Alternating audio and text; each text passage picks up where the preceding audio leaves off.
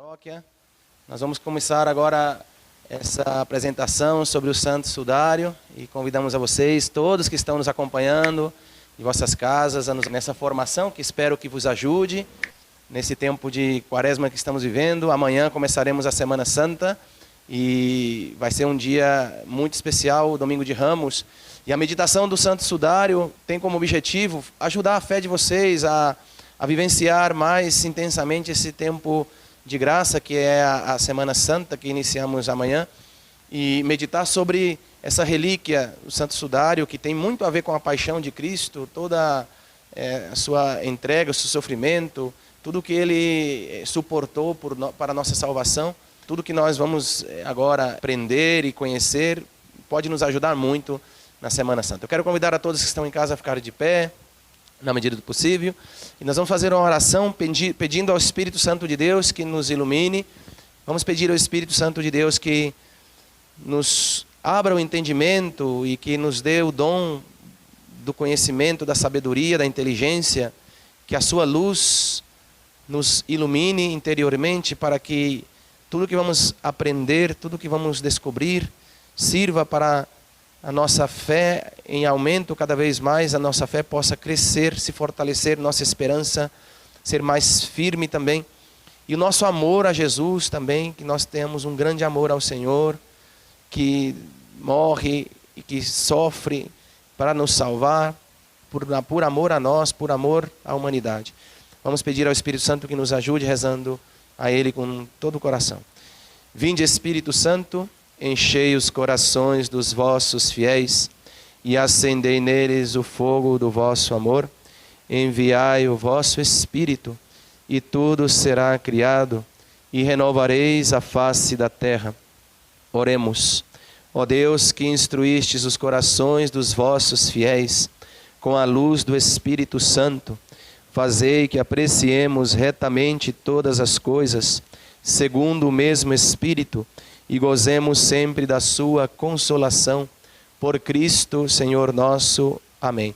E pedindo também a nossa Mãe Maria, Nossa Senhora da Caridade, que nos acompanhe e que nós a acompanhemos também nesses dias dolorosos da paixão de seu Filho. Ave Maria, cheia de graça, o Senhor é convosco. Bendita sois vós entre as mulheres, e bendito é o fruto do vosso ventre, Jesus. Santa Maria, Mãe de Deus, rogai por nós, pecadores, agora e na hora de nossa morte. Então nós vamos ver agora essa apresentação do Santo Sudário. Aqui temos a tela do Sudário original, tá? Aqui é a imagem do Santo Sudário de Turim, que se encontra na Catedral de São João Batista, em Turim.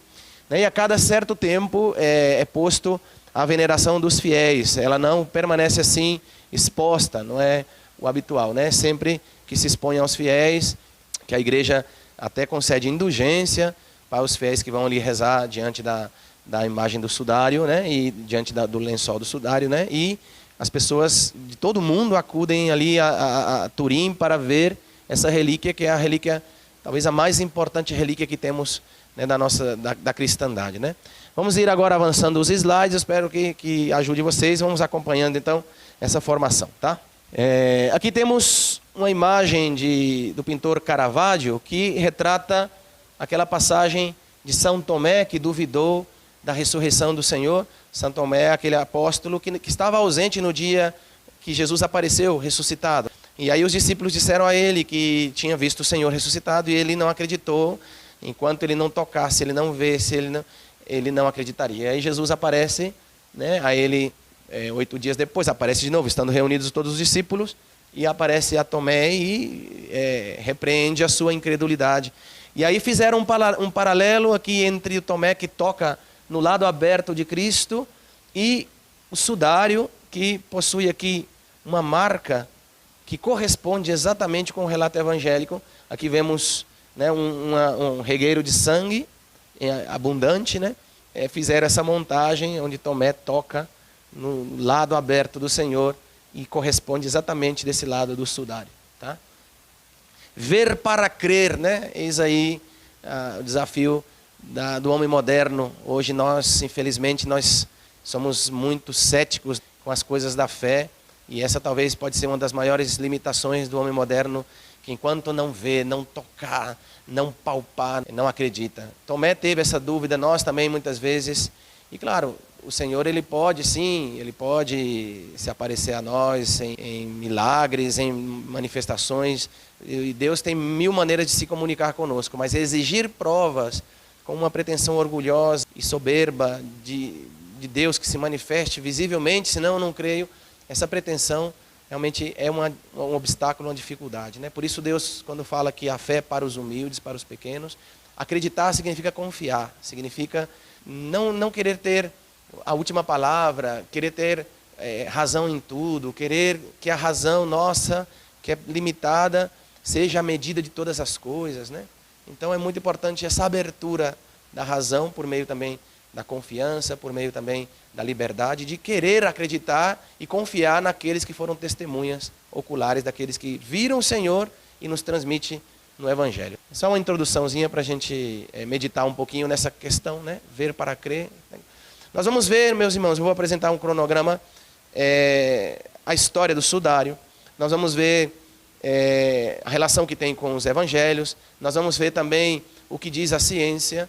E depois tiraremos as conclusões. Como que nós ainda não acreditamos, né, que é a relíquia e é o lençol que envolveu o corpo do Senhor. Então vamos nos aproximar, digamos, buscando conhecer e através da história e através dos dados da ciência e através de tudo aquilo que foram os resultados daqueles estudiosos que buscaram entender que mistério esconde esse lençol, esse sudário, e depois relataram tudo isso, que nós também possamos fazer esse itinerário. E no final da formação nós tiraremos nossas conclusões, se considero autêntica ou não considero autêntica. E que relação tem com a nossa fé, se é um dado de fé que temos obrigação de crer ou não, o que diz a igreja a esse respeito. Essa é a pretensão que nós temos nessa formação. Vamos lá. O Santo Sudário de Turim. Vamos ver um pouco, uma descrição sobre os aspectos do sudário. A história, nós vamos falar sobre a história, nós vamos falar sobre a relação do sudário com os evangelhos, nós vamos falar sobre o sudário e os ritos funerários judaicos, nós vamos falar também sobre a imagem que está no sudário, como foi formada essa imagem. Nós vamos falar também, desde o ponto de vista científico, sobre os aspectos dessa imagem que está no sudário. A primeira fotografia do sudário, né? Quem tirou a primeira fotografia, qual a importância que ela tem, quais são as suas peculiaridades. Nós vamos falar também das marcas no homem do sudário, que marcas são essas que aparecem no sudário e que marcas está também nesse homem no sudário, porque as marcas vêm também dessa pessoa que foi morta e que aparecem essas marcas. Que marcas são essas? Os tipos de flagelo, né? Os tipos de flagelo que havia na época, porque sabemos, pelos estudos da ciência, que o Santo Sudário mostra a imagem de um homem que foi flagelado e morto. As características da flagelação, nós vamos ver como era a flagelação romana, quais são as características dessa flagelação no homem do sudário. Nós vamos ver também os elementos da cruz, que são basicamente 2 elementos.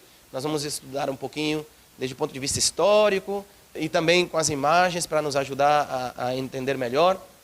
Vamos ver também o ensaio do carbono 14. O que significa isso? O carbono 14 é um método científico para a datação de objetos, de materiais fósseis, de restos de cadáveres. Então, se aplica esse método para a datação desses elementos que se encontram na arqueologia. Nós vamos ver também o estudo que foi feito do sudário, se tem razão ou não, o resultado que saiu do estudo. O sudário e a iconografia, então a história da arte, né, conta também coisas muito importantes sobre o sudário que nos traz muita luz sobre essa relíquia, para entender a datação, inclusive, do sudário. Nós vamos ver também o estudo da palinologia. Que estudo é esse? Que significa que luz aporta para o conhecimento científico e também com respeito à datação do lenço. E vamos ver também o homem do sudário, se é Jesus, né? Fazer essa pergunta. O homem do sudário é Jesus? Então, de momento, nós vamos fazer uma aproximação e vamos ir avançando. E no final nós vamos tirar as conclusões e fazer a pergunta se o homem que aparece no sudário, as marcas desse homem, se corresponde a Jesus de Nazaré, né? Que foi crucificado e morto há 2000 anos, né? E nós sabemos pelo Evangelho. E por último, né? O homem do sudário. E por último nós vamos ver qual a importância do sudário para a nossa fé, o que diz a igreja, etc. Vamos lá. O Santo Sudário de Turim. A chamada síndone, né, em italiano, por isso a palavra síndone, eles herdaram a palavra síndone, nós chamamos sudário, vem direto do grego. A palavra síndone, né, significa sudário, e em italiano usa o mesmo termo. O sudário para nós em português. De acordo com a constante tradição, como, né, se verifica em numerosos estudos, é a pergunta se tem relação com os evangelhos, né? Nós vamos ver, porque se os evangelhos não falam de um lençol, de um sudário, não tem sentido estudar o sudário como relíquia. Então, de acordo com os numerosos estudos que levaram a cabo sobre o tema, né, sobre o lençol que nos relata os evangelhos, que José de Arimateia envolveu Jesus com um sudário novo. E aí nós vemos os dados que diz os evangelhos de Mateus, nos capítulos 27, Marcos no capítulo 15, Lucas no capítulo 23, Lucas também no capítulo 24 e João, capítulos 19 e 20. Diz que José de Arimateia, com a ajuda de Nicodemos, envolveu o corpo de Jesus após a morte na cruz. Então esse dado aqui é irrefutável. Todos os evangelhos, tanto os sinóticos como o quarto evangelho, o evangelho de João, diz que de fato Jesus foi envolvido o seu corpo com um sudário. A pergunta é, esse sudário que nós temos hoje, 2000 anos depois, na Catedral de Turim, é esse sudário que nos relata os evangelhos? Se trata de uma grande peça de linho, né, o que é o sudário? Uma grande peça de linho que mede aproximadamente 4 metros e 41 centímetros de comprimento e 1,13 de largura.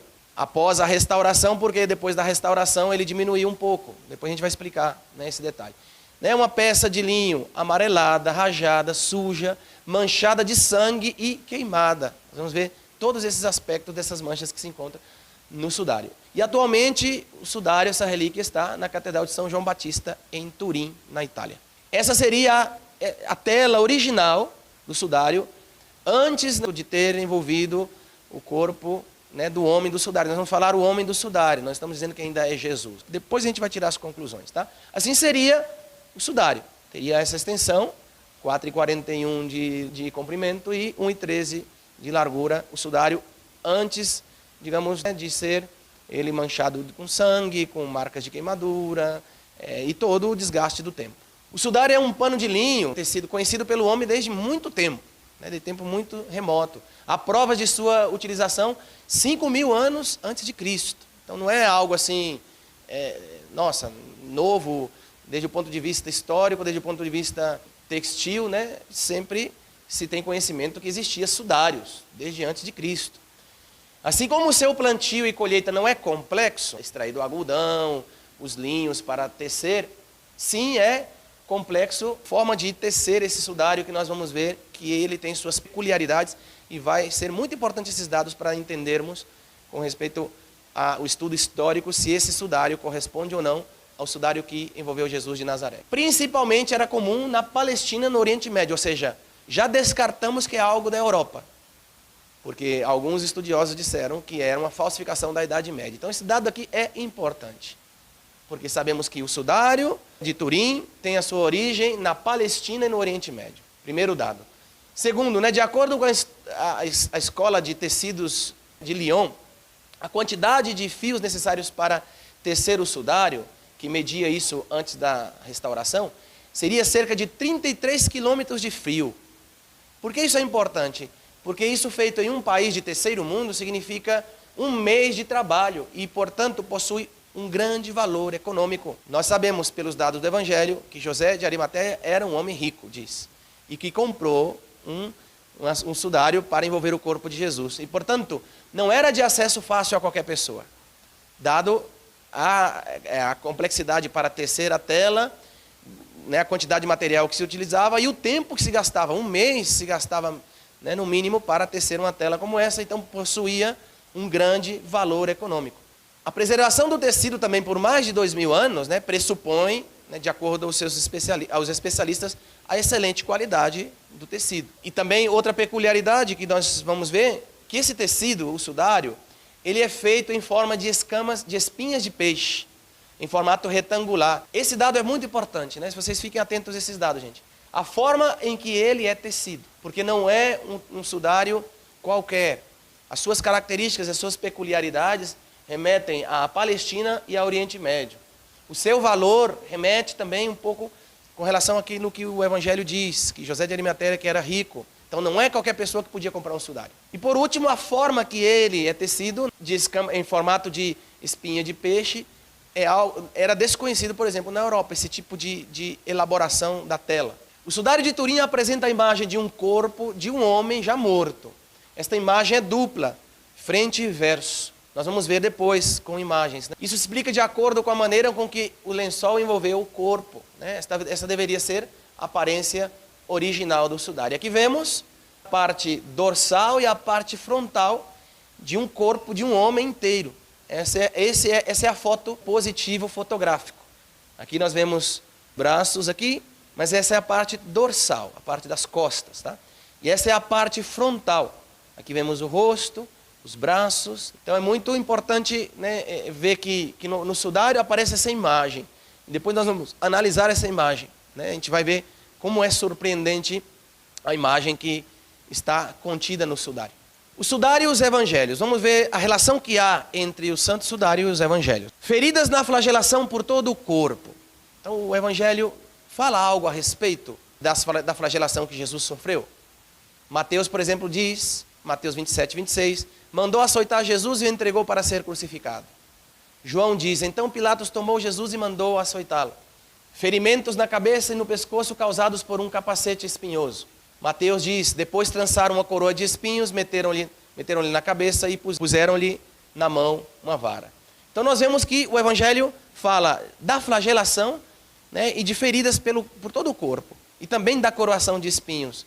Atenção a esses dados, gente. O evangelho fala explicitamente, nós já sabemos, já entendemos, mas é muito importante, porque se o evangelho não faz referência a isso, o sudário, então não tem nada a ver com o evangelho. Mas o evangelho fala que Jesus foi flagelado, que teceram uma coroa de espinhos e colocaram na cabeça, que vestiram Jesus de púrpura e teceram uma coroa de espinhos, né? Aparece também em Marcos 15. E por último João diz, né? E os soldados trançaram uma coroa de espinhos, colocaram em sua cabeça, apareceu então Jesus trazendo a coroa de espinhos e um manto de púrpura. Pilato disse, eis o homem. Então vemos que todos os evangelhos, é unânime, Mateus, João, Marcos e Lucas também diz que Jesus sofreu a flagelação e colocaram na cabeça dele uma coroa de espinhos. Mais dados que diz o evangelho. Contusões no rosto. Por exemplo, Mateus diz, e os soldados do governador tomaram uma vara e batiam na cabeça. Marcos diz, e os soldados bateu-lhe na cabeça com uma vara. Lucas diz, os homens que estavam segurando Jesus zombavam dele e batiam. Contusões nas costas por causa do carregamento em um madeiro. Diz João, então levaram Jesus e ele carregando sua cruz, feridas da crucificação em pulsos e pés. Então Pilatos entregou para ser crucificado. E por último Marcos diz, então Pilatos entregou Jesus para ser crucificado. Então os evangelhos falam de feridas, contusões nas costas causadas por um carregamento de um madeiro, ou seja, que Jesus carregando sua cruz, né? Então os evangelhos dizem que ele carregou a cruz. Então, é muito importante esse dado. Ossos das pernas não fraturado, em contraste com os costumes romanos. Ou seja, era normal, a gente vai ver isso mais adiante, que os romanos, para acelerar a morte dos que eram crucificados, eles quebravam as pernas para acelerar a morte. O evangelho diz, mas quando chegaram a Jesus, eles o encontraram já morto e não lhe quebraram as pernas, para que se cumprisse a escritura, que não lhe será quebrado nenhum osso. Então é importante ver que aqui o evangelho rompe com aquilo que seria o normal, que os romanos normalmente fraturavam as pernas dos condenados. O evangelho diz que Jesus, a ele não lhe fraturaram as pernas. Ferida de lança no peito direito, com saída de sangue. João diz, estando já morto, um dos soldados lhe atravessou o lado com uma lança e imediatamente saiu sangue e água. Em outro lugar a escritura diz, verão ao que traspassaram. Então é importante ver que também não era costume entre os crucificados feri-los com uma lança no lado. O evangelho diz que a Jesus lhe feriram com uma lança no lado. Sepultura do corpo, não lavado, enrolado em um lençol de linho com abundância de substâncias aromáticas. Então o evangelho diz esses dados aí que nós vemos em Mateus 27. Ao atardecer veio um homem rico de Arimateia, chamado José, foi a Pilatos e pediu o corpo de Jesus. Então Pilatos mandou que o entregasse. E José tomou o corpo, envolveu num pano de linho limpo e o colocou em um sepulcro. Aqui nós vemos como fala que José era rico, que pediu o corpo a Pilatos, que envolveu num pano de linho limpo e o colocou num sepulcro novo. O normal era que aos condenados, eles eram lançados em fossas comuns. Vemos que lhe sepultam um sepulcro novo, lhe dão um lenço de linho, e José de Arimateia que interviu diante de Pilatos. Marcos diz, ao atardecer, como era o dia da preparação, isto é, a véspera do sábado, José de Arimateia veio, teve a coragem de ir a Pilatos e pediu o corpo de Jesus. Ele deu o corpo a José, que comprou um pano de linho, tirou da cruz, envolveu num pano e colocou em um túmulo. Então a gente vê que claramente os evangelhos relatam, né, os fatos de que Pilatos entregou aos cuidados de José de Arimateia o corpo de Jesus. E Lucas também diz, um homem chamado José de Arimateia foi a Pilatos e pediu o corpo de Jesus, depois de descê-lo, envolveu num lençol. E João também, como era o dia da preparação, tal, já sabemos. Então é muito importante ver como os evangelhos vão relatando todos esses dados, porque se os evangelhos, repito, se os evangelhos não fazem nenhuma menção de coroa de espinha, que carregou a cruz, que foi flagelado, que lhe envolveram com um sudário limpo, etc. Então não tem sentido afirmar que esse sudário é o sudário que envolveu o corpo de Jesus. Por quê? Porque não houve sudário. Mas os evangelhos falam. E repito, a pergunta é, o sudário de Turim corresponde ao sudário que nos relata os evangelhos? Nós vamos avançando. O sudário e os ritos funerários. É muito importante, né? Porque se não é também um judeu, aquele homem do sudário, um judeu do século I, se não é Jesus, se não é um judeu, então não tem sentido afirmar que o sudário é o sudário dos evangelhos. Se fosse um escravo, um bárbaro, um romano, então já descartaríamos, né, cairia por terra todos os argumentos. Então, vamos ver os ritos funerários. Assim foi envolvido o corpo do homem do sudário. Nós não estamos dizendo ainda que é Jesus. Estamos falando que o homem do sudário foi envolvido dessa maneira. Por isso nós vemos lá no slide anterior, né, a imagem do sudário de 4 metros e 40 centímetros, que envolvia a parte frontal e a parte dorsal de um cadáver de uma pessoa que foi morto, né, pela flagelação e pelo castigo da pena capital que os romanos infligiam aos condenados. Então assim eram enterrados, assim eram os ritos judaicos de enterramento. O sudário envolvia o corpo dessa maneira. O homem do sudário era um judeu do século I? Essa é a pergunta que nós fazemos. Podemos concluir que o sudário que envolvia tem elementos específicos do âmbito judeu do século I?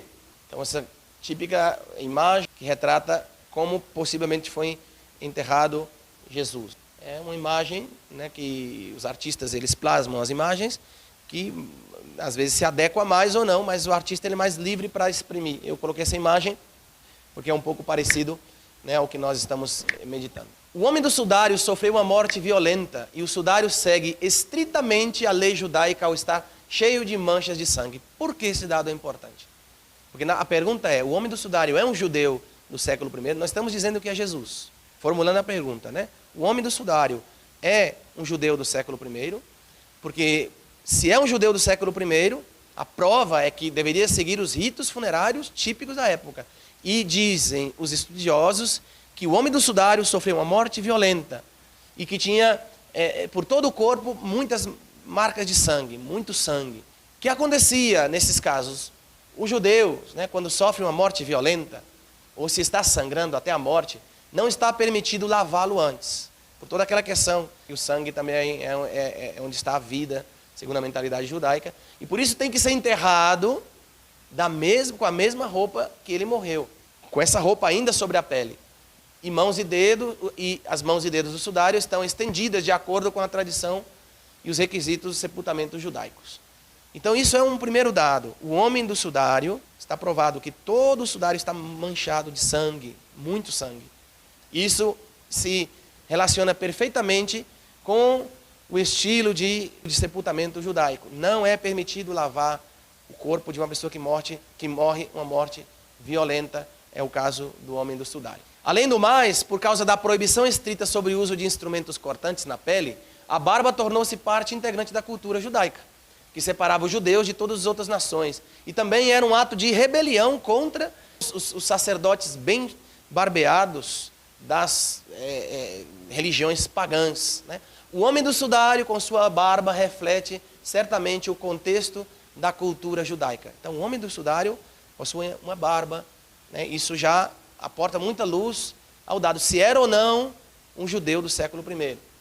Outro dado importante, de acordo com as pesquisas realizadas por especialistas em medicina, arqueologia, história, física, paleontologia, etc., esse corpo parece pertencer a um homem que foi espancado, açoitado, coroado com um capacete de espinhos, crucificado e teve o lado aberto no primeiro século da era cristã. Então, os estudos da ciência, gente, né, da ciência histórica, arqueológica, da medicina, forense, a física, a paleontologia, todos os estudos confluem a afirmar que esse homem morreu morte violenta, que teve flagelação por todo o corpo, que teve colocado sobre sua cabeça um capacete de espinhos, que foi flagelado, crucificado, teve o lado aberto, e tudo isso no século I da nossa era.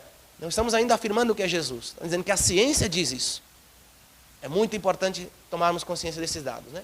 A imagem corporal apresenta proporções exatas e não encontrou qualquer tipo de pigmento que poderia levar a pensar na sua origem pictórica, né? Então, pelos estudos da ciência comprovou que não há mancha de tinta nenhuma, a imagem não é pintada, né? A imagem que aparece do homem no sudário não é marca de tinta de nenhum tipo, não há prova nenhuma, segundo a ciência, de mancha de tinta que poderia dar uma suposição de que um artista medieval pintou a tela.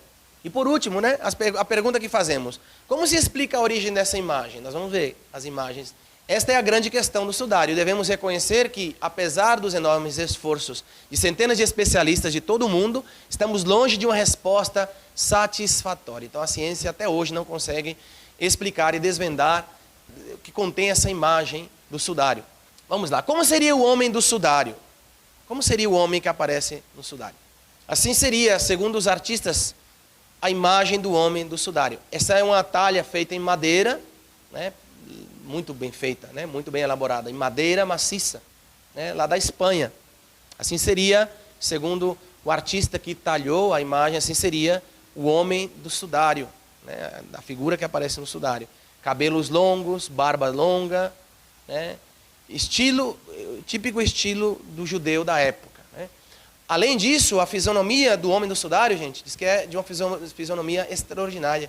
Segundo a ciência, ele media 1,80 m, aproximadamente, e sobressaía a todos os judeus da época, porque a média máxima de altura dos judeus da época era de 1,65 m, e o homem do sudário apresentava 1,80 m, então sobressaía como que quase uma cabeça por em cima dos demais. Então era uma figura imponente, era uma figura de uma presença imponente. Então, o biotipo do homem do sudário era de uma pessoa, assim, de uma características perfeitas, a sua complexidade física. A imagem do sudário. Vamos ver as características da imagem do sudário. Uma das características mais surpreendentes do sudário é que se comporta como um negativo fotográfico. O que significa isso? É muito surpreendente, gente. Esse fato é algo assim que chama a atenção até hoje dos cientistas. Quando eles se deram conta da peculiaridade da imagem do homem no sudário, despertou todo o interesse da comunidade científica no mundo inteiro. Exceto as manchas de sangue, né, que aparecem sobre o tecido, que são, nós vamos ver, e também as marcas de queimadura da tela, mas nós vamos ver que, curiosamente, não é o positivo, a foto, o que chama a atenção. O que chama a atenção é o negativo. Portanto, o sudário possui uma cor branca nos negativos fotográficos e vermelho escuro no positivo. Então, o positivo fotográfico, você tira uma foto do sudário, é vermelho escuro. E o negativo aparece cor branca, umas cores brancas.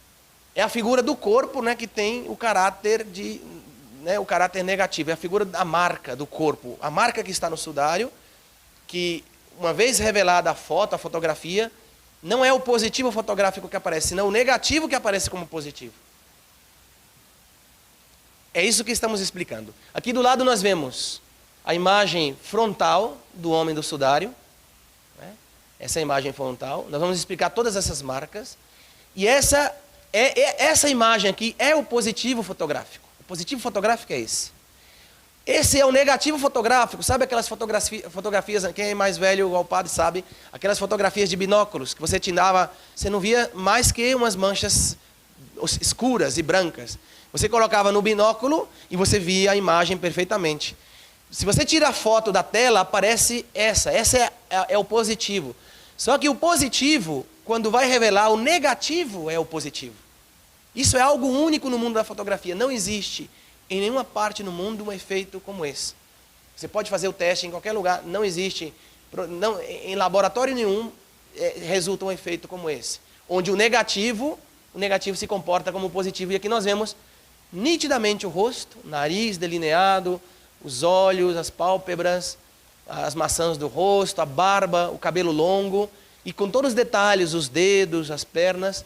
Né? Isso é algo único no mundo da fotografia. E é isso que chamou a atenção da comunidade científica. Nós vamos ir avançando, vocês vão ver como é interessante o descobrimento dos científicos modernos. Como se formou essa imagem? Essa é a pergunta que os cientistas fazem. Como se formou essa imagem?